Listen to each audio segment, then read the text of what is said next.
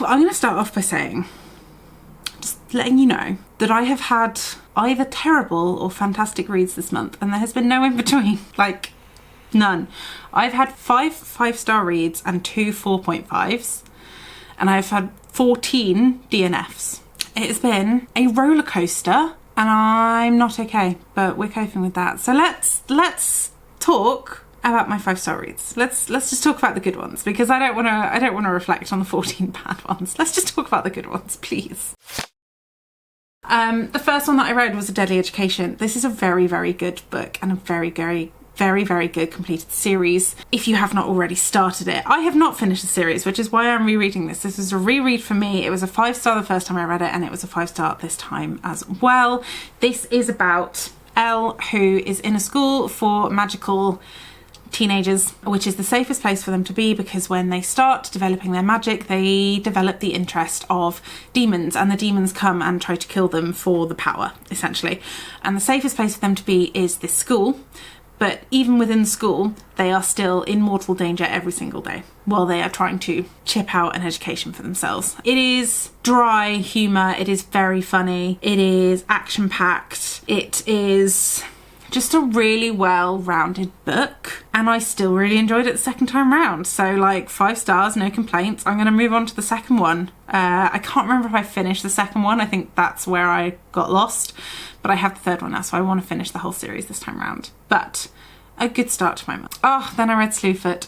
Slewfoot was fantastic. Slewfoot was the oldest book on my TBR when I picked it up. I picked it up because of my April Tarot TBR vlog, and it was just so good. It felt like reading a work of art. The book is bigger than your average book. The pages are floppy. There are beautiful painted illustrations on the inside. Page numbers are in different places. All of the chapter headings are illustrated. Like, it's just such a pretty book. In fact, you can see it there. I think that's it. And the story takes you by surprise. So it's a story about witch trials. It's about Abatha and her survival in this Pilgrim is the puritanical village. And there is a demon called Slewfoot who is woken up in the wood and is working out why he is there, who he is, where his memories have gone, and what he's supposed to be doing. It's just really lovely. It's full of hope. It's full of horror. So please, like, go into this warned. It's like, this is a horror book. And I just loved it. I loved it so much. I did a full review, which is much more coherent, on the Fantasy Hive, so I'll link that down below for you. But I would so recommend this book. It didn't fall into any of the traps.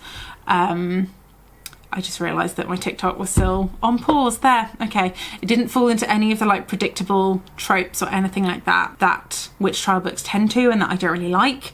So if you are someone who would like to read a book about witch trials that doesn't fall into those tropes, please give this one a go.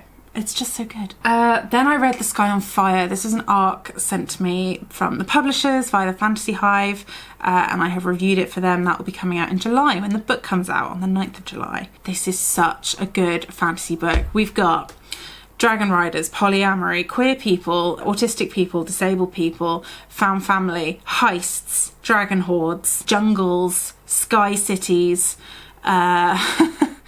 it's a standalone book as well, like a standalone epic fantasy. It's just so good.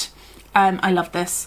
This and Slewfoot are, like, tied for my top books of the month, I think. If you like any of those buzzwords, please pick it up. Please give it a pre-order or pick it up when it comes out. It's just so worth it. It's so entertaining and fast-paced and funny. You know how there's usually, like, one funny character, if you're lucky, in books like this? Every single one of them, just sarcastic one-liners out of nowhere. It's fantastic. I love it. I loved it so much. My next 5-star read, was Garlic and the Vampire by, I think it's Brie Paulson. So this is a graphic novel that I've had my eye on for a while, and I couldn't quite justify spending the extra money on it because it's a graphic novel. They are a bit more spenny, but this art is gorgeous. The story is cozy and cottagecore. It's about garlic, who is one of the vegetables in this witch's garden that she has magicked to life to look after her garden. So garlic grows the garlic, carrot grows the carrots, etc, etc. And it turns out that someone has moved into the big mansion on the side of the hill, and they think it might be a vampire, so they send Garlic to go scope it out. and things do not go the way that you think they're going to go, and it's just cozy and cute and cottagecore, and I loved it so much. It was like a breath of like fresh air. I don't need to worry about stakes. I don't need to worry about people killing each other. I don't need to worry about anything while reading this graphic novel, and it's just lovely. It's just so lovely. So I would highly recommend if that sounds like something you would enjoy. And in the same sitting, I read The Invisible Child and The Fir Tree, which are 2 short stories by Tove Jansson, which have been republished for Oxfam, which is where I picked it up. Moomin stories are just lovely, and I want to read all of them now. Yesterday, because I read these yesterday, like last night, reading these one after another was just like brain bleach. It was calming. It was like I had no worries, I had no cares. I could just read about Moomins, and I could read about little vegetables doing their work, and I could read about Snufkin and what's her name, like Snork Girl or something. It was lovely, and now I just want to go out and buy all the Moomin books and read them one after another, and it's just the nicest feeling. So yeah, those 5 books, absolutely stellar. I've got 2 to shout out which were 4.5 stars. They didn't quite make it to 5, but were like really good. The first one was Everyone in My Family's Killed Someone. So this is a thriller / murder mystery where the narrator breaks the 4th wall and literally tells you when in the book the murders are going to happen, but you're still caught off guard and by surprise. And it's twisty, it's turny, you never really understand what's going on, you're never quite sure who to trust. And although the characters in the beginning can seem quite like stereotyped, they've got much more depth than you give them credit for in the beginning, and it's just a really lovely revelation.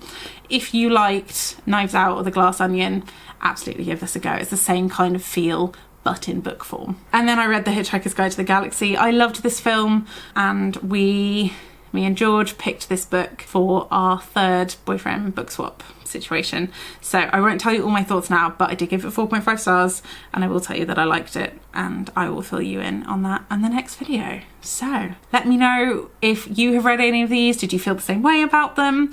I've just had such a weird reading month with so many 5 stars and then 14 DNFs. If you're curious about what books I DNF'd, this is all of them here. I'm just going to put them on screen, so pause if you want to like scour through them.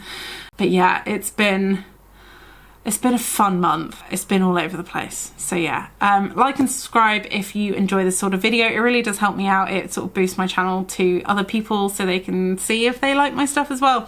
I talk about books every Sunday, so I will see you next Sunday for another video. Bye.